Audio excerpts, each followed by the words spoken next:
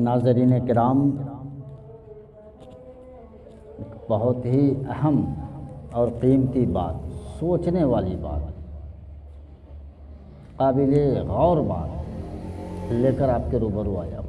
अल्लाह तबारक व तआला के जानिब से हमारे और आपके लिए रिज़्क़ का वादा है। अल्लाह ने वादा फरमाया है कि मैं तुम्हें रिज़्क़ दूंगा और देता है। अपने हों या बेगाने हों, अल्लाह को मानने वाला हो या ना मानने वाला हो, उसे भी अल्लाह रिज़्क़ अता फरमाता है।